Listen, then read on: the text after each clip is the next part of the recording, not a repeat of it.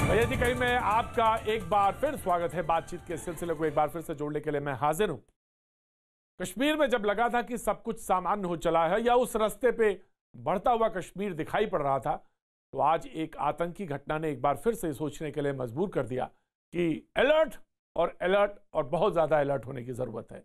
श्रीनगर के बरजुला इलाके की बात, जहां आज आतंकियों ने दिन दहाड़े निहत्थे पुलिस वालों पर फायरिंग कर दी और इस आतंकी हमले में दोनों पुलिसकर्मी शहीद हुए हैं। श्रीनगर के बीच बाजार में हुई इस आतंकी हमले की जिम्मेदारी लश्कर ए तैयबा ने ली है और ये घटना जो है बहुत कुछ इशारा कर रही है और जो लोकल आतंकी संगठन है टीआरएफ ने, उसने इसकी जिम्मेदारी ली है। क्या है ये घटना, पहले इस पर नजर, और आज इसी मुद्दे पर एक बार फिर से हम बात करेंगे और हमारे साथ मेहमान जुड़ेंगे।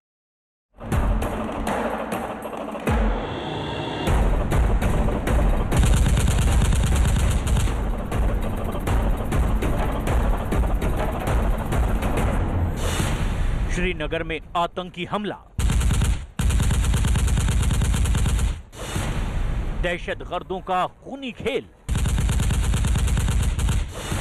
सीसीटीवी में दिखा आतंकी,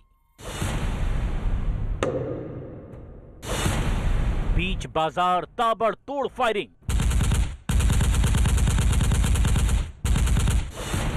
चप्पे चप्पे पर पुलिस का पहरा, घाटी में पसरा संगीनों का साया। श्रीनगर से आई ये तस्वीरें किसी के भी रोंगटे खड़े कर सकती है। दहशतगर्दी का ऐसा खेल कि किसी का भी कलेजा कांप उठे। श्रीनगर के चहल पहल वाले इलाके में आतंकी ने पुलिस पर ताबड़तोड़ गोलियों से हमला कर दिया। सीसीटीवी में कैद हुई ये तस्वीरें विचलित करने वाली हैं। तस्वीरों में साफ देख सकते हैं कि किस तरह से एक आतंकी अपने कपड़ों में छिपाकर बंदूक लाता है और अचानक साइड में खड़े पुलिस वालों पर हमला बोल देता है। इस आतंकी हमले में सुहेल अहमद और मोहम्मद यूसुफ नाम के पुलिसकर्मी शहीद हो गए। AK-47 राइफल दिन दहाड़े यहां तक लाना, जो सदर पुलिस स्टेशन और यहां का एरिया जस्ट 60 मीटर की दूरी पर है, और उसके बाद शायद इनको मालूम था कि यहाँ पे पुलिस हो सकती है, पुलिस की प्रेजेंस हो सकती है, और उसके बाद ही ये अटैक अंजाम दिया गया। और मैं आपको दिखाना चाहूँगा ये जो सीसीटीवी फुटेज, मैं अपने कैमरा पर्सन से कहूँ कि थोड़ा सा आगे आए, यहाँ तक ये मिलिटेंट आता है, यहाँ से वो सीसीटीवी फुटेज दिखती है, तो यहाँ पे शायद कहीं पे सीसी कैमरा जो है वो लगा होता, लगता तो है इसी एंगल से। और उसके बाद यहाँ पे भी आप देख सकते हैं, क्योंकि दुकानों के भी सीसी कैमरा लगे हुए होते हैं, ये भी आप देख सकते हैं, यहाँ पर भी एक कैमरा लगा हुआ है। हो सकता है उस डायरेक्शन से भी एक कैमरा होता, क्योंकि यहाँ तक आने के बाद जब वो फायरिंग करता है, ये वो दुकान है शिव शक्ति स्वीट्स, यहाँ पे ये दुकान खुली थी, यहाँ पे कुछ लोग उसमें भी दिख रहे हैं, जो बाद में बाकी लोग यहाँ की तरफ भाग रहे हैं, और लगता है कि वो वहाँ पे, ये आप देख सकते हैं, यहाँ पे ही वो गिर गए हैं पुलिस के लोग, और यहाँ आप देख सकते हैं कि यहाँ से फिर वो भाग गए। आतंकी संगठन लश्कर ए तैयबा से ताल्लुक रखने वाले संगठन टीआरएफ ने इस आतंकी हमले की जिम्मेदारी ली है। एक बार फिर हम आपको दिखाते हैं कि कैसे आतंकियों ने बीच बाजार इस हमले को अंजाम दिया। तस्वीरों में आप साफ साफ देख सकते हैं कि कश्मीरी वेशभूषा में ये आतंकी तेजी से आगे बढ़ता दिखाई देता है। सामने से एक गाड़ी आ रही है, जबकि पास ही मौजूद दुकान पर कुछ लोग मौजूद हैं। इससे पहले कि कोई कुछ भी समझ पाता, आतंकी अपनी शॉल में छिपी बंदूक निकालकर पुलिस वालों पर फायरिंग शुरू कर देता है और मौके से भाग खड़ा होता है। यहाँ पर ही वो पुलिस के लोग जो हैं शायद चाय पी रहे थे, क्योंकि ये चाय की दुकान भी है और स्वीट्स की भी दुकान है। लेकिन अब ये देखा जाएगा, क्योंकि बाकी जिस तरीके से मैंने कहा, और भी यहाँ पे सीसी कैमरास लगे हैं, और टॉप लेवल पे भी सीसी कैमरास लगे हुए हैं, यानी कि पूरी ऊपर की हाइट पे भी लगे हुए हैं, और शायद ये सारी सीसीटीवी फुटेज खंगाली जाएगी और पता चल पाएगा, क्योंकि यहाँ तक तो दिखता है मिलिटेंट जब वापस भागता है इस पॉइंट तक वो उस वाली सीसीटीवी फुटेज में दिखता है, और उसके बाद वो कहाँ गया, शायद बाकी सीसीटीवी फुटेज जो है वो खंगाली गई होंगी, और उसी वजह से अभी भी यहाँ कोऑर्डिनेट सर्च ऑपरेशन शुरू किया गया। लेकिन जब सीसी कैमरास के बाहर वो मिलिटेंट जाएंगे तो शायद कुछ और स्टॉप्स पे जो है वो सीसीटीवी फुटेज खंगाली जाएगी। लेकिन ये तो अब साफ हो गया है कि अटैक किस तरीके से हुआ, कैसे हुआ, कौन था, ये चेहरा भी उसमें दिख रहा है, और पुलिस ने ये भी बताया है कि उसको आइडेंटिफाई किया गया है। लेकिन कहीं ना कहीं दिन दहाड़े जो ये अटैक हुआ है सिक्योरिटी फोर्सेस के लिए एक बड़ी चुनौती है, एक बड़ी चिंता का विषय है। इस दौरान जैसे ही ताबड़तोड़ गोलियों की आवाज गूंजती है, पूरे बाजार में अफरा तफरी का माहौल बन जाता है। घायल पुलिस वालों को अस्पताल में भर्ती कराया जाता है, लेकिन दोनों पुलिस वालों को नहीं बचाया जा सका। दरअसल जम्मू कश्मीर से आर्टिकल 370 हटने के बाद जम्मू कश्मीर में आतंकी किसी बड़ी वारदात को अंजाम देने में लगातार नाकाम रहे हैं। पाकिस्तान में बैठे दहशतगर्दों को घाटी की शांति रास नहीं आ रही है। यही वजह है कि लोगों के मन में डर पैदा करने के लिए दिन दहाड़े इस वारदात को अंजाम दिया गया। सोची समझी साजिश के तहत ये सब किया जा रहा है। इसका मकसद है कश्मीर के अंदर जो टूरिस्ट आना चाहते हैं उनको डिस्करेज करना, उनको ये बताना कि हालात नॉर्मल नहीं है, आतंकवादी जहां चाहे वहां हमला कर सकते हैं, चाहे वो पुलिसकर्मी ही क्यों ना हो, और वो अपनी मर्जी से टारगेट चुन सकते हैं और फरार भी हो जाते हैं। फिलहाल पूरे इलाके की घेराबंदी कर ली गई है और दहशतगर्दों को सबक सिखाने के लिए सुरक्षा बलों ने चप्पे चप्पे की तलाशी शुरू कर दी है। अभी बुधवार को जब एक घटना हुई श्रीनगर के एक इलाके में, तब भी ये बात थी। उसके बाद बुधवार के बाद ये फिर घटना, लगातार 1-2-3 दिन के अंदर ये वारदातें हुई और इसका मैसेज बहुत क्लियर है, क्योंकि जब राजनयिक आए 24 मुल्कों के, वहां पर आए, उसके बाद ये घटना, उसी दिन ये घटना, ये बहुत सारी मैसेज देने की क्लैरिटी है। जैसा कि रक्षा विशेषज्ञ भी कह रहे थे कि हम अपने टारगेट चुन सकते हैं, यानी अलर्ट वाली जो बात मैंने कही थी, उसका मकसद भी यही था कि कहां और कैसे, किस तरह से वारदात करने के पीछे मकसद क्या हो सकता है, यानी डिस्टर्ब करना, और जो व्यवस्था बन रही थी उसको कहीं तोड़ने का मकसद। जो मेहमान हमारे साथ मौजूद हैं आज बातचीत के सिलसिले से जुड़ने के लिए, उनका तारुफ हम करा देते हैं आपसे। संजू वर्मा हमारे साथ जुड़ रही हैं, जो कि बीजेपी का पक्ष रखेंगे। बहुत बहुत शुक्रिया, थैंक यू सो मच।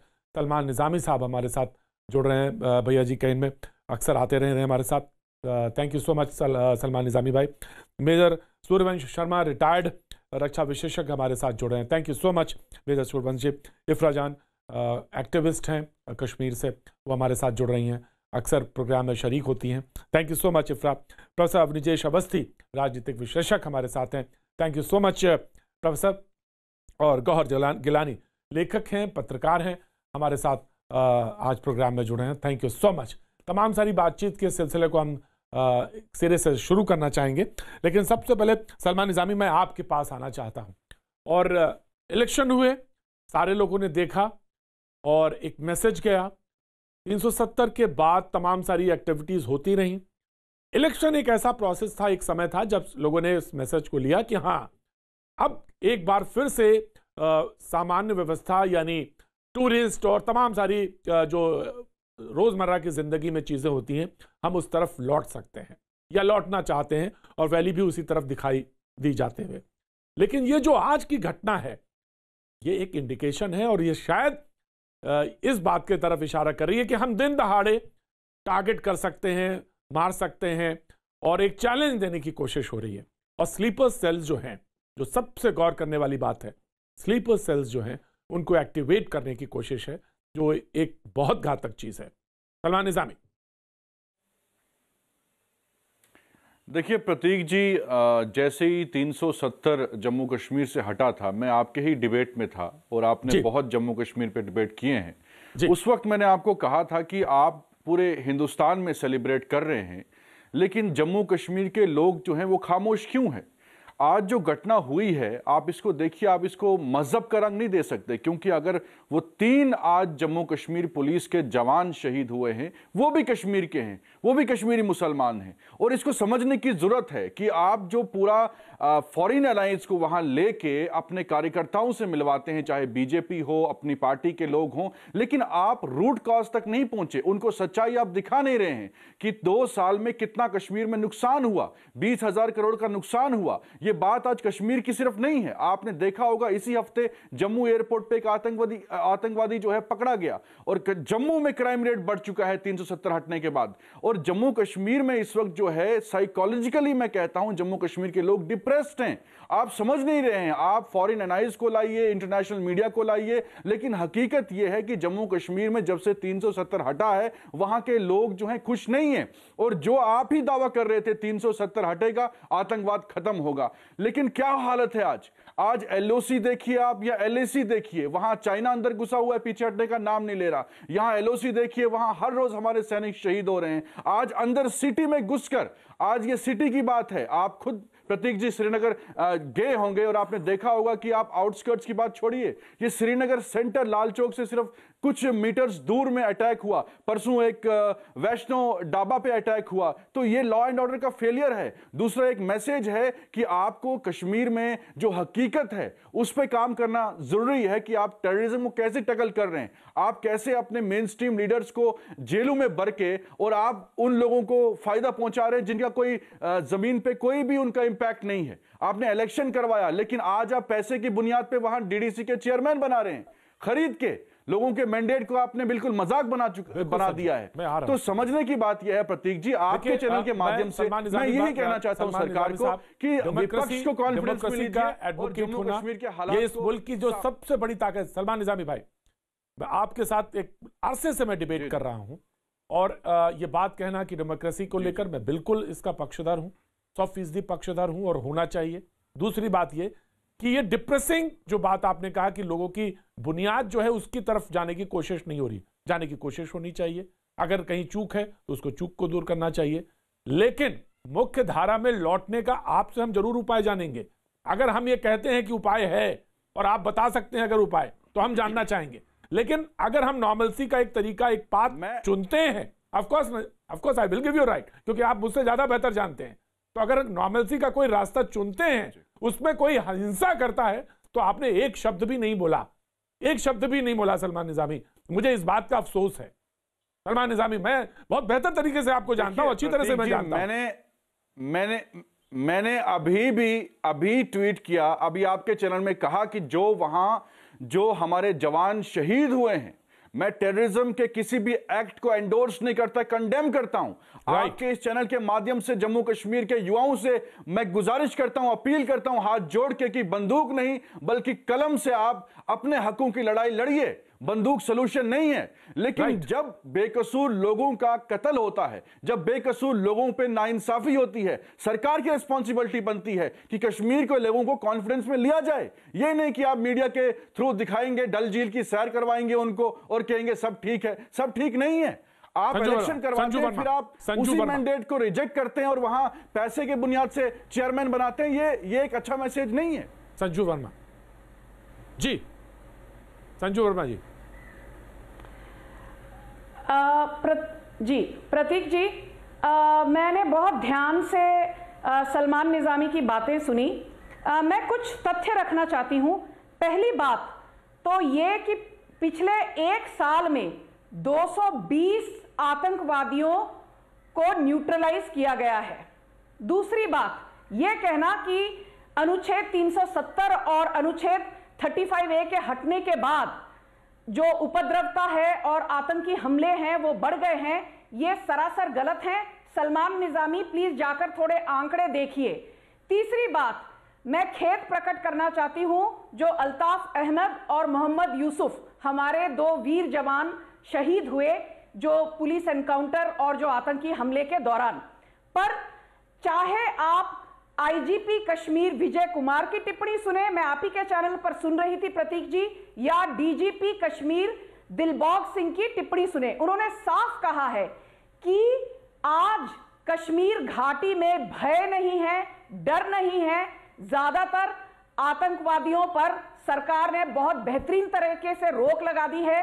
तो ये शांति जो आ गई है अनुच्छेद 370 के हटने के बाद, इससे जो आतंकी हैं, आतंकवादी हैं, वो तिलमिला उठे हैं, बौखला उठे हैं। अभी जो यूरोपियन एक विदेशी कमीशन आई है जम्मू कश्मीर में रिसर्च के लिए, जानबूझकर यह हमला इसलिए हुआ है ताकि विदेशी जो कमीशन है उसके सामने भारत की छवि को धूमिल किया जाए, भारत की छवि को कलंकित किया जाए। मैं आपसे पूछना चाहती हूं सलमान निजामी, आप बताएं, यदि अनुच्छेद 370 के हटने के बाद लोग खुश नहीं हैं तो डीडीसी इलेक्शन में 55% वोटिंग कैसे हुई? और मैं आपको और एक बात याद दिला दूं, कुपवारा आतंकित माहौल में जीता आ रहा था पिछले 70 सालों में, और आपको पता है डीडीसी पोल में कुपवारा में पोलिंग कितनी हुई? 76%। जम्मू कश्मीर की हिस्ट्री में कांग्रेस के टाइम पे हुई थी 75%।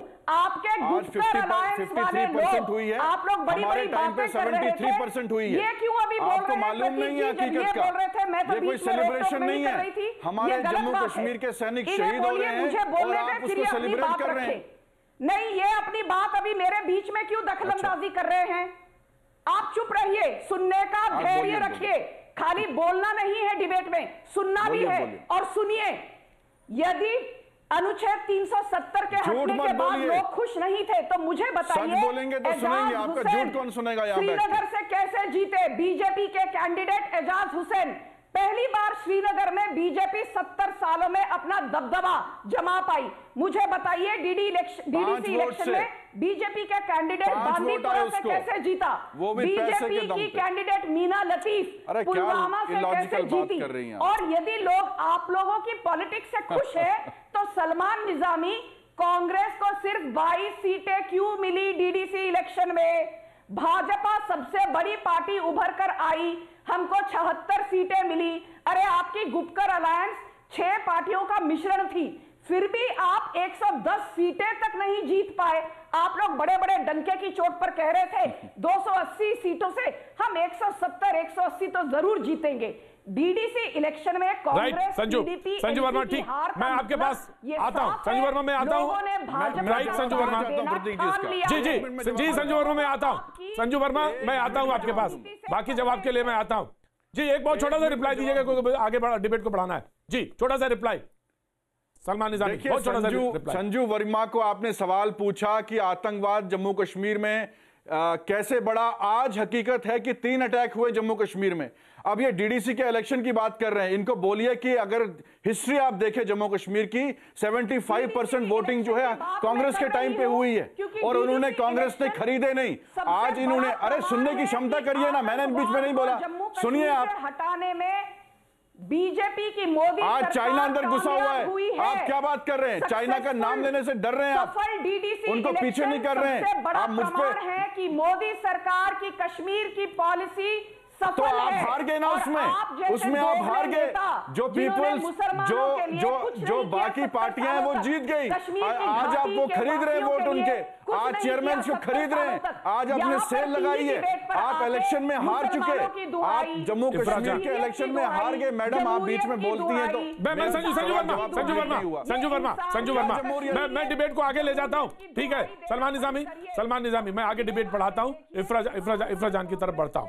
इफ्रा, नॉर्मलसी की तरफ जाते हुए, लेकिन अभी कुछ देर पहले कांग्रेस के प्रवक्ता कह रहे थे कि साइकोलॉजिकली रूप से बहुत अफेक्टेड है, वैली बहुत अफेक्टेड है, कश्मीर बहुत अफेक्टेड है, और उस तरफ नहीं ध्यान दिया गया, और जो घाव लगे उस तरफ मलहम लगाने की कोशिश नहीं है, या उस तरफ कोशिश नहीं की जा रही है। सवाल यह है कि ये जो घटना है, निहत्थे पे पीछे से वार करना, ये एक इस बार का इंडिकेशन देने की, जो कि रक्षा विशेषज्ञ भी कह रहे थे, इस बात का इंडिकेशन कि नहीं आप कुछ भी कर लीजिए, हम छुप के मारेंगे, हम टारगेट तय करेंगे, हम एक बार फिर से डिसरप्ट करेंगे। देखिए, पहले तो इस अटैक की जितनी भी मजम्मत की जाए वो कम है, क्योंकि कोई भी, जब एक टेरर अटैक होता है इसमें कोई भी मर सकता है, इसमें आप भी मर सकते हैं, इसमें मैं भी मर सकती हूँ। लेकिन सलमान निजामी ने बहुत सही बातें की। उन्होंने कहा कि कश्मीर जो है वो साइकोलॉजिकली डिस्टर्ब आज जगह हो चुकी है। मैं कंप्लीटली उनकी इस बात से अग्री करती हूँ, एक साइकोलॉजिकल डिसरप्शन है। संजू वर्मा जी जो है वो बार बार यूज करती है डीडीसी इलेक्शन को, वो बताती है कि डीडीसी इलेक्शन शायद उनके लिए एक प्लेबिसाइट था 370 पे, जो कि ऐसा नहीं हुआ। अगर वो भी मान लेते हैं 278 करीबन 280 सीटें थी, उसमें से भाजपा जो थी वो कहती थी कि 370 का जो हटना है वो सही है, और बाकी पार्टीज कहती थी 370 का हटना सही नहीं है। इलेक्शन रिजल्ट्स में मैम प्लीज बीच ऐसे नहीं चलेगा मैम, आपको मैंने डिस्टर्ब नहीं किया, इस्लामिस्ट की है, आपको भाजपा की मैंने हर डिस्टर्ब नीति नहीं से, किया, ये बोलने नहीं देंगे, ये आपको मैंने एक बार भी नहीं टोका मैम, थोड़ी तो तमीज दिखाई है। भाजपा की नीयत, नीति, चाल, चेहरा, चरित्र, हर किसी चीज से परहेज है। ये बोलने नहीं देंगी प्रतीक जी, आप प्लीज। मैं बोलने बिल्कुल देंगी, क्यों नहीं बोलने देंगी, बिल्कुल बोलने देंगी। संजू वर्मा की तरफ झोंक दिया है। मुझे बताइए प्रतीक जी प्लीज ऑफ कोर्स मैं दे रहा हूँ। संजू वर्मा का सवाल यही है। माहौल बना, संजू वर्मा आपके सवाल को छोटा करता हूं मैं। संजू वर्मा नहीं ठीक है, बोलने देंगी। संजू वर्मा आपके सवाल को छोटा करता हूं, और सवाल ये है इफ्रा जान कि तमाम कोशिशें हैं नॉर्मलसी के लिए, लेकिन विपक्ष इस बात के आमादा है वहां पर कि नहीं चीजें वैसे ही रहेंगी, हम बदलेंगे नहीं। ये सवाल है। पहले तो ये विपक्ष की कार्रवाई नहीं है, विपक्ष जो है वो सभी जेलों में बैठे हुए हैं, क्योंकि बीजेपी जो है किसी को भी डेमोक्रेटिक प्रोसेस में अपने बगैर, और अपनी जो इन्हें बी टीम यहाँ पे खोली हुई है उसके बगैर ये किसी को काम नहीं करने दे रहे ग्राउंड पे। तो विपक्ष का तो कोई रोल ही नहीं है, वो तो अपने घरों से आज बाहर, उनकी पुलिस पुलिस घरों से बाहर नहीं निकलने दे रही। एक सेकंड मुझे कंप्लीट करने दीजिए प्रतीक जी, क्योंकि ये मैडम बोलने नहीं देती, हालांकि मैंने एक बार भी इनको नहीं टोका। दूसरी बात, जब डीडीसी के रिजल्ट आए, डीडीसी के रिजल्ट में 75 सीट्स अगर बीजेपी ने ली, जो प्रो 3 यदि आप गलत बोलेंगी, ये क्या बोल रही है आप? यदि गलत बोलेंगी, झूठ बोलेंगी तो मैं आपको टोकूंगी। सभी सच बोलते हैं मुझे टोकने के लिए। प्रतीक जी बोलेंगे तो मैं चुप हो जाऊंगी। जी Ifra will continue. Thank you. तो उसमें डीडीसी के रिजल्ट्स में 75 सीट्स अगर बीजेपी ने जीती, 200 सीट्स उन पॉलिटिकल पार्टीज ने जीती जिन्होंने कहा कि 370 का हटना गलत था। तो 200 कॉन्स्टिट्यूएंसीज ने कहा कि ये गलत था, तो मेजोरिटी आप देख सकते हैं इसके साथ। कितनी जीती? दूसरी बात, गुपकर अलायंस ने कितनी जीती? यार ये क्या बोल रही है मुझे, ये क्या बोल रही है? इंडिपेंडेंट कैंडिडेट्स भी थे, इंडिपेंडेंट कैंडिडेट्स पर थे, 180 का दावा किया था। यार ये गुपकर अलायंस को कश्मीर की जनता ने संजू हार का मजा चखाकर ये दिखाया है कि अनुच्छेद 370 हटने के लिए वो भाजपा ऐसे डिबेट नहीं हो पाएगी। अपना धन्यवाद जताते हैं। जी संजू वर्मा प्लीज धन्यवाद करते हैं। जी अगर आप देखेंगे जो बीजेपी थी उसका गढ़ जम्मू था। अगर आप देखेंगे जम्मू में बीजेपी सिर्फ 4 डिस्ट्रिक्ट में सहम गई है। यार ये कैसी, मेरे को आपने एक मिनट दिया, she is going on and on and on. ये बोलती जा रही है मोहतरमा। डिबेट में नहीं काम है तुम्हारा, मछली बाजार भेज दो इसको। किसने लिखा है इसको डिबेट में? इसके टाइम में मैंने बोला, अरे तुम्हारे जैसे अनपढ़ गवार चले जाओ इस्लामिस्ट, तुम्हारे जैसे अनपढ़ गवार radicalised Islamist. Sanju Verma please हैसियत का क्या है? आप जाहिल हो, अनपढ़ गवार हो। नहीं संजू वर्मा प्लीज मदरसा में जाइए, आपकी जगह एक मदरसा में। नहीं Sanju Verma no Sanju Verma please market हो तो हो, प्लीज संजू वर्मा बोलेंगी तो मैं आपको टोकूंगी। आपकी हैसियत क्या है? इफ्रा प्लीज कंप्लीट। आपको 10 सेकंड में कंप्लीट करिए। आई हो क्या आप? जी प्रतीक जी मैं प्लीज अपने टाइम में बोल दो। मेरी हैसियत कुछ नहीं है, मैं बस तमीज से डिबेट करने आई हूँ। नहीं आप पैनलिस्ट हैं, आप सम्मानित हैं, आप बहुत रिस्पेक्टेड हैं, आप मेरे पैनल में। मुझे बस अपना टाइम दे दीजिए, जो मैं बात करूं ये अपने टाइम में मुझे बता सकती है मैंने क्या क्या गलत बोला।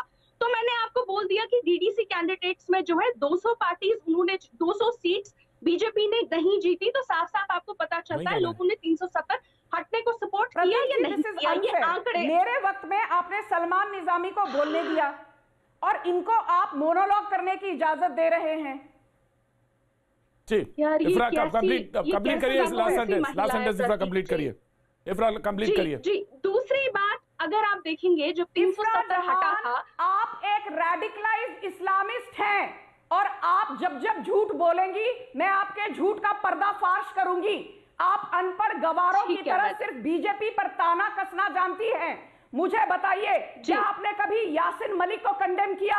क्या आपने कभी सैयद शाह गिलानी को कंडेम किया? क्या आपने कभी आसिया अंद्राबी को कंडेम किया? क्या आपने कभी बिट्टा कराते को कंडेम किया? नहीं। आप इन्हीं को भी मैं बिल्कुल मैं सुन रहा हूँ। संजू वर्मा के खिलाफ ताना कसते हैं। पर्सनल टिप्पणी आपने की मेरे पर। संजू वर्मा जी गिराती हैं आप जैसी संजू वर्मा जी हैं आप जैसी मोहतरमाएं। संजू वर्मा एक चीज का ध्यान रखेंगे, किसी भी व्यक्ति को उसको ऐसा शब्दों का इस्तेमाल ना करें। गंवार शब्द जो है वो शब्द शोभा नहीं देता। मैं बहुत संयम के साथ बात, सब्र के साथ। जी देखिए, कंप्लीट करिए, सेंटेंस कंप्लीट करिए। प्रतीक जी, मैं चुप रही। मैं यहाँ विक्टिम कार्ड खेलने नहीं आई हूँ। इनको जी बिल्कुल संजू वर्मा जी, आप अच्छी डिबेट करती हैं, आप बहुत अच्छी डिबेट करती हैं। नहीं खेला। इफ्रा जहां जिस डिबेट में जाती हैं, भाजपा के खिलाफ अनाप शनाप बोलना है, इनको यही आता है। तथ्यों पर ये डिबेट नहीं कर प्रोफेसर अविनिजेश अवस्थी, जी संजू वर्मा आप तो सुनेंगे आप। संजू वर्मा, प्रोफेसर अविनिजेश अवस्थी, क्योंकि डिबेट में आगे बढ़ना है। मैं इफ्रा आपके पास आता हूं, आपको बोलने का टाइम नहीं मिला, मैं आपको फिर दे दूंगा। अविनिजेश अवस्थी जी, सवाल यह था कि इफ्रा कह रही हैं कि वो इलाके जो हैं अगर उनको भी मान लिया जाए, पब्लिसाइट वाला शब्द इस्तेमाल किया उन्होंने, कहा कि उन बहुत सारे इलाकों में बात तो दरअसल ये थी कि कहीं ना कहीं जख्म लगे हुए हैं और मल्हम तो लगाया नहीं। तो वो जो चीजें अब सामने नजर आ रही हैं या जो घटना है वो इस बात का इंडिकेशन है।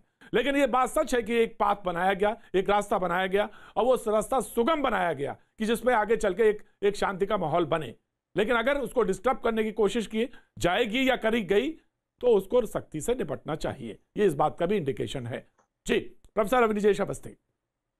प्रतीक जी, सलमान निजामी और इफ्रा जी की बातों से तो ऐसा लगता है कि 370 हटने से पहले तो कश्मीर में, जम्मू कश्मीर में ऐसी अमन शांति थी कि कोई कहीं भी घूम सकता था, कोई कहीं खड़े होकर चाय पी सकता था, कोई आइसक्रीम खा सकता था, कोई कहवा पी सकता था, कोई शिकारा में घूम सकता था, सुबह से लेके रात तक, आधी रात तक कहीं भी कोई घूम सकता था, कहीं कोई दिक्कत ही नहीं थी। तो दिक्कत सारी उसके बाद ही आई है, ऐसा लग रहा है। एक ऐसी पिक्चर आ रही है कि उसके बाद ही हुआ है।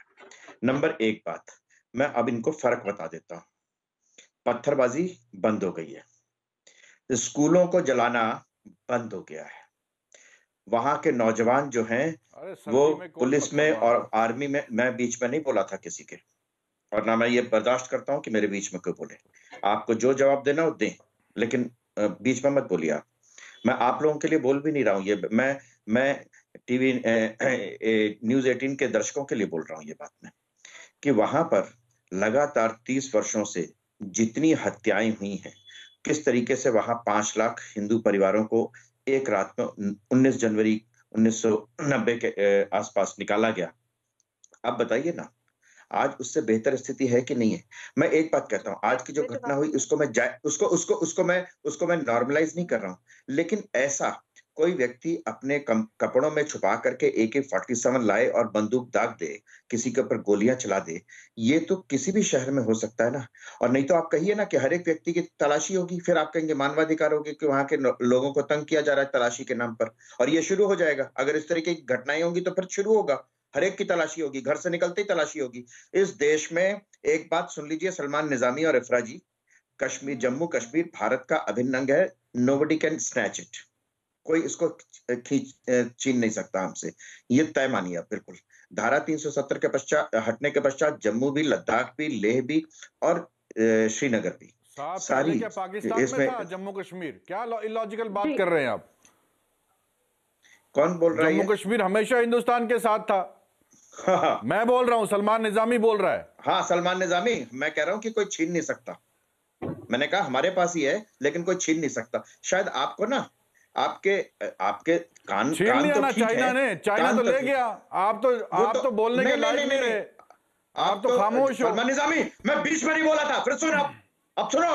अक्साई चीन 38,000 किलोमीटर तुम्हारे कांग्रेसी प्रधानमंत्री ने दिया।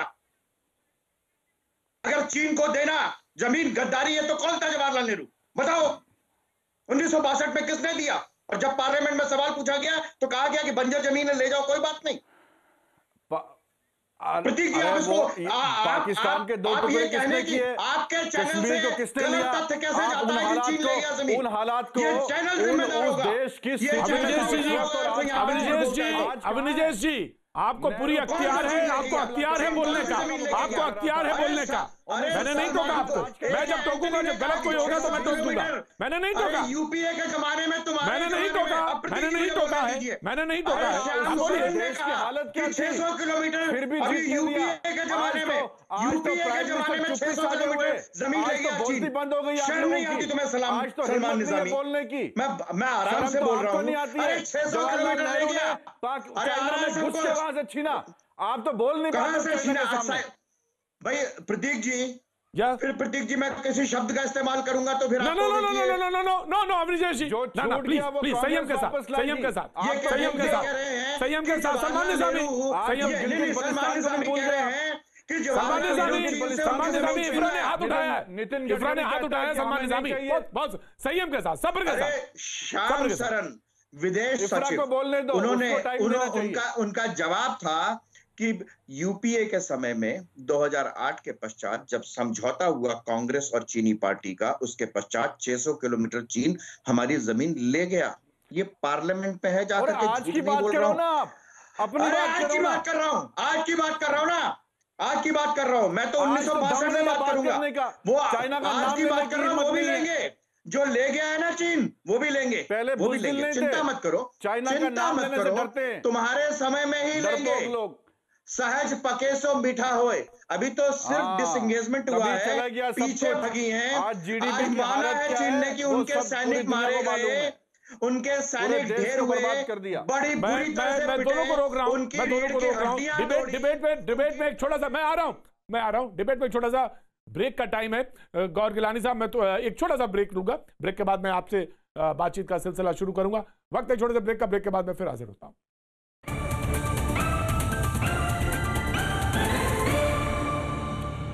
भैया जी, कहीं मैं आपका एक बार फिर स्वागत है। बातचीत के सिलसिले को जोड़ूंगा, उससे पहले मैं एक बात गुजारिश करना चाहूंगा, पैनलिस्ट में जो भी मौजूद हैं, बोलने का समय दिया जाए, सबको दिया जाए और बीच में न टोका जाए, बेहतर होगा।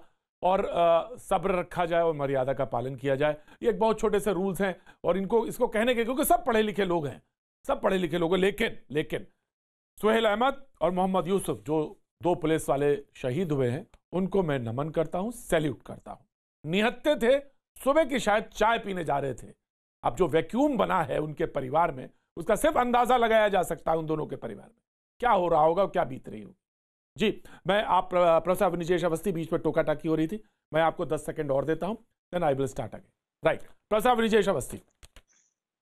प्रतीक की 10 सेकंड में सिर्फ इतनी सी बात करूंगा कि कश्मीर, जम्मू और कश्मीर, जिसमें लेह लद्दाख सब कुछ है, उस पूरे राज्य में, उस पूरे क्षेत्र में जिस तरीके से शांति, नॉर्मलिसी, सहजता, लोगों में आत्मविश्वास लोकतंत्र के प्रति आ रहा है, वो सचमुच हमें सही दिशा में ले जा रहा है। हाँ, ये बात ठीक है कि कुछ 2-3 परिवार या कुछ लोगों के हाथ में जो पैसा लाखों करोड़ रुपए अब तक गया है, वो छिन गया है, ये सच बात है और उनके पेट में दर्द होगा, वो विरोध करेंगे। वो धारा 370 के हटने से उस पैसे को जो डायरेक्ट अब पंचायतों के पास जाएगा, जम्मू कश्मीर के विकास में लगेगा, उससे परेशान होंगे। ये तो बड़ी सामान्य सी बात है, इसमें कहीं कोई मुझे किसी तरीके की वो नहीं है। ये अपेक्षित था, ये मालूम था कि ऐसा ही होगा। जब लोगों का पैसा छिनता है, मुंह से निवाला छिलता है, तो पेट में दर्द होता है। वो चिल्लाते भी हैं, रोते भी हैं, गाते भी हैं। ऐसे लोग को चिल्लाएंगे, लेकिन देश की जनता किसके साथ है, ये बड़ी साफ सी बात है। इसमें कहीं मैंने गौहर साहब को दावत देना चाहता हूं, लेकिन गौहर साहब शायद उनका वीडियो और ऑडियो नहीं मिल रहा है। मैं कोशिश करूंगा उनसे बात हो, लेकिन इफ्रा बहुत देर से हाथ उठा रही। जी, मैं आ रहा हूं, इफ्रा आ रहा हूं। सूर्यवंश जी, मैं आ रहा हूं। ऑफकोर्स सर, मुझे ध्यान है, मैं देख रहा हूं आपको। जी, सूर्यवंश जी देख रहे हैं, नॉर्थ ईस्ट में आज मौजूद है वो। जी इफ्रा। जी देखिए, इन्होंने बात की, बोला कि 370 से फटने से पहले जो था कश्मीर जन्नत नहीं थी।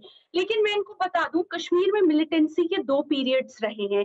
एक तो 1990 से 2002 तक, जब मिलिटेंसी पीक पे थी, और 2002 में जब इंडिया और पाकिस्तान ने एक डील कर दी, उसके बाद 2002 के बाद रिलेटिवली कश्मीर में काफी ज्यादा शांति थी, जो 370 हटने के बाद काफी हद तक खराब हो गई है।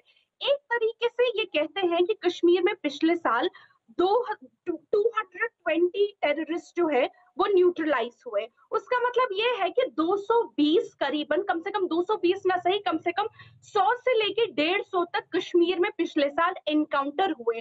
तो जिस जगह पे 150 एनकाउंटर एक साल में होंगे, आप खुद ही समझिए क्या वो जगह सामान्य है।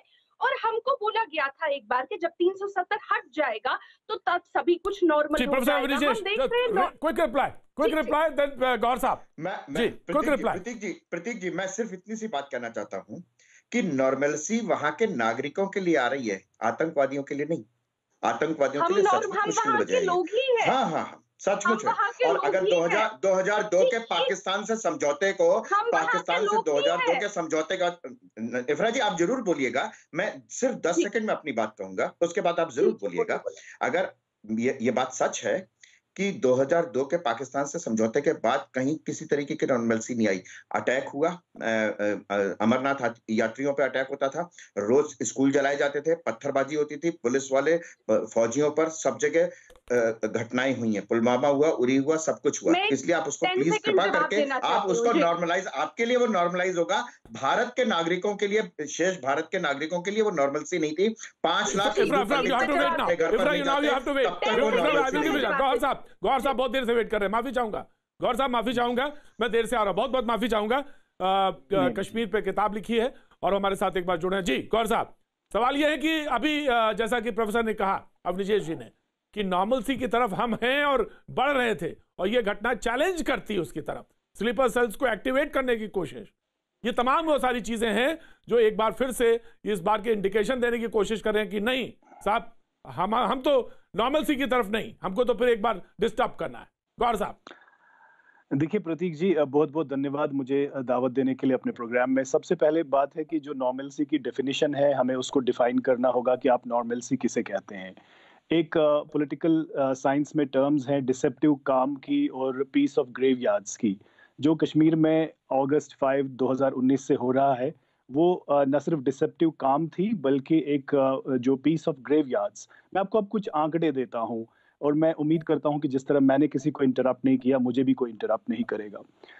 कश्मीर चेंबर ऑफ कॉमर्स एक बिल्कुल क्रेडिबल ऑर्गेनाइजेशन है। उनके आंकड़े हैं कि 5 लाख युवा girls and boys lost jobs, उनको अपनी नौकरी से हाथ धोना पड़ा। और एक्सेस नाउ एक ऑर्गेनाइजेशन है, दिल्ली में ही है, जो इंटरनेट शटडाउन्स का हिसाब रखती है।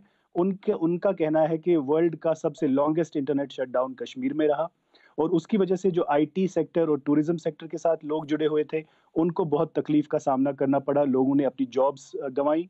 1 लाख के करीब, 1 मिलियन 10 लाख के करीब टूरिस्ट और अमरनाथ यात्रीज और माइग्रेंट लेबरर्स आते थे कश्मीर हर साल, और पिछले 2 साल में सिर्फ 84,000, यानी 10 लाख से बढ़कर ये 1 लाख तक, 1 लाख से भी कम हो गया। और इसी तरह जो आंकड़े हैं, मिलिटेंट रिक्रूटमेंट हो या वायलेंस इंसिडेंट हो, ये, और दूसरी बात कि जैसे इंटरनल मैटर कहा जाता है बार बार, तो फॉरेन ऑनवॉइस को क्यों बुलाया जाता है? कल आपने पढ़ा होगा 18 फरवरी को यूएन स्पेशल रैपटोर्स की एक रिपोर्ट आई, स्केथिंग रिपोर्ट थी, जिसमें लैंड लॉज को लेके, डोमिसाइल को लेके और आर्टिकल 35A और इसको हटने को लेके बहुत ही बड़ी रिपोर्ट आई है, जिसको MEA ने आज, मिनिस्ट्री ऑफ एक्सटर्नल अफेयर्स ने अपना जवाब भी दिया है। तो ये सारी चीजें इसमें हुई। तो अब आप खुद अंदाजा करें कि आप किसको नॉर्मलसी कहते हैं। लोग, जो होता था वो अभी भी होता है, और जिस तरह से जो रिक्रूटमेंट हुई है मिलिटेंसी में, वो भी जारी है। कहीं भी कुछ नहीं है, सिर्फ सप्रेशन है। जो इवन जिस तरह जो मेन स्ट्रीम ऑर्गेनाइजेशंस या यूनियनिस्ट पार्टीज जो है, एक लास्ट जस्ट 10 सेकेंड, कि जो मेन स्ट्रीम पार्टीज है, महबूब मुफ्ती हो या फारूक अब्दुल्ला की पार्टी हो, उमर अब्दुल्ला की हो, सजाद लोन, वो सब कहते हैं कि हम तो अभी भी डिटेंशन में हैं, हमें इनसे मिलने नहीं दिया गया फॉरेन ऑनवॉइस से, हमें हमारी राइट्स को ये वायलेट किया जाता है। तो जब ये वो लोग कहते हैं जो गवर्नमेंट्स का पार्ट रहे हैं, तो आप आम लोगों की का इमेजिन ही कर सकते हैं कि उनका हाल क्या है। राइट, मैंने आपकी बात सुनी, बहुत ध्यान से सुना। आपने कहा कि सप्रेशन, एक वर्ड यूज किया सप्रेशन, दूसरा वर्ड आपने यूज किया कि graveyard silence. Of course Sanju, मैं आपको इतने ऊपर करने की जरूरत नहीं, मैं आ रहा हूं कर्नल से, तो मैं एक माफी भी मांगूंगा, मैं इसके बाद आऊंगा आपके पास, यू हैव टू रिप्लाई। मैं आप ही के पास आ रहा हूं संजू वर्मा। बिल्कुल, ये 2 शब्दों का इन्होंने इस्तेमाल किया है, और आप उम्मीद है कि आप इस पे दोनों को रिप्लाई करेंगे। जी संजू। प्रतीक जी, मैं एक चीज कहना चाहती हूं मुझे 10 सेकंड दीजिए।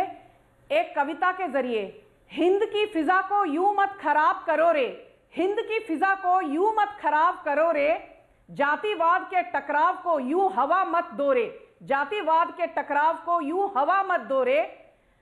अपने व्यक्तिगत महत्वाकांक्षा की पूर्ति के लिए, अपने व्यक्तिगत महत्वाकांक्षा की पूर्ति के लिए भारत की उच्च अस्मिता को, भारत की उच्च अस्मिता को यूं गंदे पानी में मत बहाव रे, यूं गंदे पानी में मत बहाव रे। ये इफ्रा जहान और जितने भी रेडिकलाइज्ड इस्लामिस्ट्स हैं जो एक कट्टरपंथी मुस्लिम माइंडसेट लेकर मोदी सरकार के खिलाफ सिर्फ ताने कसना जानते हैं और डिबेट के स्तर को नीचे गिराते हैं, उनके लिए खासकर यह कविता है। अभी मैं मेन चीज पर आती हूं। प्रतीक जी, बात सिर्फ इतनी है कि अनुच्छेद आप ये जान लीजिए 6,000 से ज्यादा कश्मीरी माइग्रेंट्स को रिहैबिलिटेट किया गया है। 80,000 करोड़ का मोदी सरकार ने पैकेज की घोषणा की थी 215 में, और याद रखिए उससे 40% ऑलरेडी डिसबर्स हो चुका है। सबसे बड़ी बात, 2-3 साल पहले रोहिणी एक्ट को नल एंड वॉइड, निरस्त कर दिया गया, जिसके चलते कांग्रेस, एनसी, पीडीपी के जो लोगों ने जमीन हथियाली थी उनकी पोल खुल गई, और जो करप्शन है उसको पूरी तरह से खत्म करने की मोदी सरकार ने ठान ली है। इसीलिए ये लोग और इनके जो नुमाइंदे डिबेट पर आते हैं वो बौखलाए हुए हैं। चौथी बात मैं बता दूं, 2011 में कांग्रेस ने शुरू किया था, पर कांग्रेस शुरुआत करती है, खत्म कुछ नहीं करती। 2017 में मोदी सरकार ने चेनानी नशरी टनल खत्म किया, जिसके चलते 41 किलोमीटर की जर्नी अभी सिर्फ 9 किलोमीटर बनकर रह गई है, और 4 से 5 घंटे बच जाते हैं जम्मू से श्रीनगर पहुंचने में। पांचवी बात, जम्मू एंड कश्मीर एक पावर इलेक्ट्रिसिटी डेफिसिट स्टेट हुआ करता था, आज इलेक्ट्रिसिटी सरप्लस है थैंक्स टू मोदी सरकार। दूसरी और एक बात जो बहुत अहम बात है, ये कह दूं कि पहले रणबीर पीनल कोड का दबदबा जम्मू था, कश्मीर से जाती है बाकी राज्यों में। कोड जम्मू कश्मीर में लागू होता है। आपने इनको पहले कश्मीर में लागू नहीं होता था, आज 7th पे कमीशन भी कश्मीर में लागू होता है। थोड़ा इफ्रा जहान पढ़ लिख कर डिबेट में आइए। आपकी ट्विटर टाइमलाइन पर आपने इतनी अभद्र भाषा यूज की है संविधान के खिलाफ, हमारी कानूनी व्यवस्था के खिलाफ, और आप यहाँ पर आकर नहीं मैं रोकूंगा। Sanju, thank you. Sanju debate करनी चाहिए। जी अरे आप दोगले हो, दोगले। नहीं संजू वर्मा बहुत मर्यादा के साथ आप शब्दों का इस्तेमाल जब करें, देखिए वो पैनलिस्ट हैं और कभी कभी वो टिप्पणियां लगती है कि आप व्यक्तिगत तौर से टिप्पणी लग जाती है। हम चाहेंगे कि मेजर मैं आपके पास आना चाहता हूं, लेकिन क्योंकि वो टिप्पणी ऐसी है जिसमें मुझे एक मौका मुझे दे दीजिए। इफ्रा को मैं चांस जरूर दूंगा, वो मेरा काम है कि मुझे बैलेंस करना पड़ेगा, अदरवाइज मैं डिबेट नहीं करने वाला। जी इफ्रा। जी देखिए, माफ कीजिएगा प्रतीक जी, अक्सर जब लोग आप पे व्यक्तिगत टिप्पणी करना शुरू करते हैं, नहीं मान के चलिए इफ्रा वो व्यक्तिगत टिप्पणी नहीं है। इफ्रा मैं आपसे माफी मांगता हूँ, मैं माफी मांगता हूँ, वो व्यक्तिगत टिप्पणी नहीं है। ठीक है, अच्छा चलिए छोड़ दीजिए। पहली बात, जब भी आप किसी जगह की इकोनॉमी को देखते हैं, उसका सबसे एक स्ट्रॉन्ग इंडिकेटर जो देखने का होता है वो वहां की अनएम्प्लॉयमेंट रेट होती है। जब 370 हटा था कश्मीर की, जब आप ये बात कहती हैं तो पूरे देश में इस समय जब नेगेटिविटी आई उसके ग्रोथ में, तो 2020 तो इफ्रा 2020 को तो आपको देखना पड़ेगा ना, 2020 तो देखना पड़ेगा ना, ऑफ कोर्स इफ्रा देखना पड़ेगा। संजू मैं आ रहा हूँ, संजू वर्मा मैं आ रहा हूँ। मैं major Survansh I will give you chance. उद्योग नहीं लगा कोई। संजू वर्मा अर्थव्यवस्था के बारे में यहाँ पर आके मत बताइए। क्या मुझे बोल रहे हैं ना, तो ये मुझे इनके टाइम में मैं इनको बोलने देती हूँ। और मोदी सरकार ने न्याय व्यवस्था सुधारी है, अर्थव्यवस्था भी सुधरेगी। Electricity deficit state. जी Sanju Verma audio down, Sanju Verma audio down, मुझे प्लीज बोलिए। जी Ifra audio down. I am sorry, major Survansh ji, Jai Hind. प्रतीक जी, मैं आपसे 2-3 चीजें पूछना चाहता हूं आपके द्वारा, आपसे, आपके द्वारा सलमान निजामी से। Right, you can ask. Salman Nizami को स्क्रीन पे लाया जाए, सलमान निजामी को स्क्रीन पे आए, सलमान निजामी को स्क्रीन पे लाएं। जी जी पूछें। निजामी साहब, जय हिंद। जय हिंद, बोलिए। Nizami Sahab, 370 is a history, let's bygones be bygones. You know, अब 370 को बार बार आप लोग हर डिबेट में लेके आते हैं, तो अब 370 तो वापस नहीं होने वाला, रिवोक। यू नो, अभी आप इसकी जो आप ये पैरवी करते हैं 370 की, ये इररिलेवेंट है अभी बिल्कुल। पहली चीज, ये हर डिबेट्स में, सब डिबेट तो आज टेरर अटैक पे हो रही है, 370 पे नहीं हो रही है। अरे आज के हमले पे डिबेट हो रही है, 370 पे डिबेट नहीं हो रही है। सर आपने ये मुद्दा उठाया था आज डिबेट में, आपने ये मुद्दा उठाया था सर। आप लेट मी फिनिश, आप उसके बाद रिवर्ट कीजिएगा। Let me finish my point. I kept quiet जब आप बोल रहे थे। I did not utter a single word. You know, you have to be patient enough to listen. अभी आप देखिए जो आज अटैक हुआ है हमारे पुलिस भाइयों पे, और पुलिस वहां जो है डिप्लॉय है, वो वहां के लोगों के लिए है। वहां जो आर्मी है वो भी वहां के लोगों के लिए, जो यहां से लोग जो वहां पे डिप्लॉय है, इंडियन आर्मी। नाउ सबसे सॉफ्ट टारगेट जो है वो इंडियन आर्मी के लोग हैं, जो लोग हैं पुलिस वर्दी वाले लोग हैं। सबसे सॉफ्ट टारगेट्स, सबसे ज्यादा सॉफ्ट टारगेट्स वही लोग हैं। यू नो, आप लोगों ने, आपने जब अपनी डिबेट स्टार्ट की थी, आपने, मुझे लगता नहीं है आपने इस पे कोई दुख जताया कि हमने आज 2 पुलिसकर्मी खोए हैं। आई हैव नॉट लिसन कि आपने, यू हैव सेड समथिंग कि भाई मुझे बहुत दुख है कि मैंने 2 पुलिसकर्मी खोए हैं अपने। आपको केवल एक ये दुख होता है कि 370 को हमको, ये 370 हटनी चाहिए वहां से।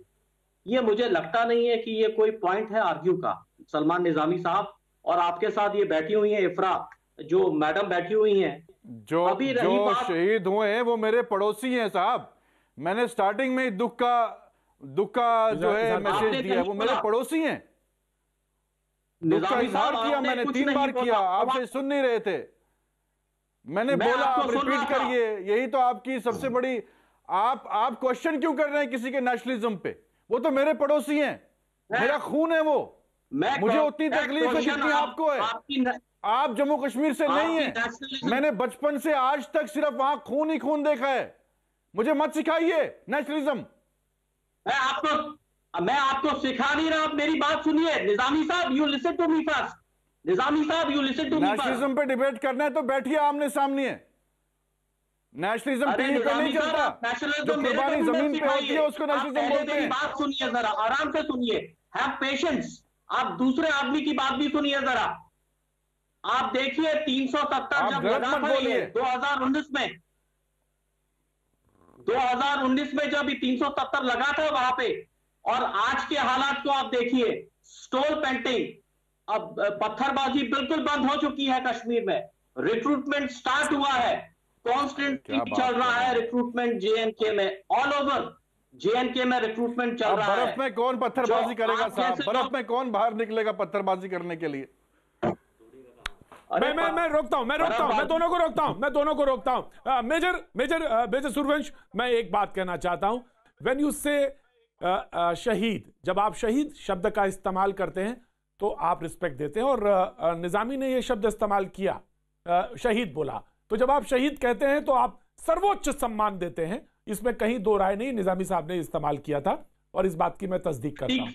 लेकिन दूसरी बात, of course major, I will give you chance, major you have full right, because सबसे कम डिबेट में आप बोले हैं। लेकिन सलमान निजामी साहब, जब आप कहते हैं कि बर्फ में कौन पत्थरबाजी करेगा, तो क्या आप इंतजार करते हैं कि बर्फ पिघलेगी और पत्थर फेंकेंगे? सलमान साहब, ये अल्फाज मैंने ये नहीं कहा, मैंने इसका तवक्को नहीं थी, आंसर किया, इसकी तवक्को नहीं थी मुझे, इसकी तवक्को नहीं थी। नहीं कि आप बर्फ पिघलने का इंतजार कर रहे हैं कि जब बर्फ पिघलेगी तो पत्थरबाजी शुरू होगी? नहीं, मैंने इनके, देखिए साहब, पत्थरबाजी का नुकसान जो है पहले वहां के युवाओं को होगा। मैंने तो आपको बोला, ये क्या लॉजिक आप बता रहे हैं? मैं आपको लॉजिक बता रहा हूं कि मिलिटेंसी के अटैक जो हैं बढ़ रहे हैं, आप कह रहे हैं वहां पत्थरबाजी बंद हो गई, सर्दी है वहां, जो लोग हैं उन पे आप क्यों नहीं कार्रवाई करते हैं? आप पत्थरबाजी का, आज तो गोलियां चल रही हैं, पत्थर को छोड़िए आप, आज तो गोलियां चल रही हैं, पत्थर तो दूर की बात है। अरे निजामी साहब एक मिनट, निजामी साहब एक मिनट रुकिए, आप निजामी साहब एक मिनट रुकिए। हेलो, बोलिए सूरज जी बोलिए। प्रतीक जी, निजामी साहब को आप बोलिए, ये इनको ये बताइए, गोलियां चल रही हैं, गोलियां 1990 से चल रही हैं, आज नहीं, 1990 से गोलियां चल रही हैं। मैं दूसरी चीज इनको एक बताना चाहता हूं, सबसे ज्यादा आज तक जितने टेरर अटैक हुए हैं वो अब्दुल्ला साहब की रिजिम में हुए हैं, इनको मालूम है? मैं रोकता हूं, मैं आपके सवाल का जवाब रखूंगा, सवाल रखूंगा, पैनल के सामने रखूंगा। वक्त एक छोटे से ब्रेक के बाद मैं फिर हाजिर होता हूं।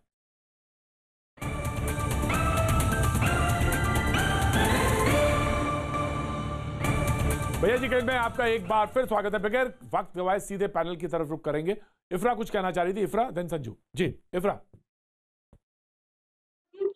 ये लोग बार बार बात कर रहे हैं कश्मीर में सामान्य हालात की, तो एक सिंपल सवाल है, अगर कश्मीर में हालात इतने सामान्य हैं तो आप कश्मीर को स्टेटहुड क्यों नहीं रिस्टोर कर देते? क्योंकि जिस दिन 370 हटा उस दिन अमित शाह जी ने पार्लियामेंट में वादा किया था कि एक बार हालात सामान्य हो जाएंगे हम स्टेटहुड वापस दे देंगे। जी, दूसरी बात अगर आप देखेंगे, ये कहते हैं क्या इससे पहले अटैक्स नहीं होते थे? बिल्कुल होते थे इससे पहले अटैक्स, लेकिन अब जो अटैक्स हैं वो हाई सिक्योरिटी एरियाज में हो रहे हैं।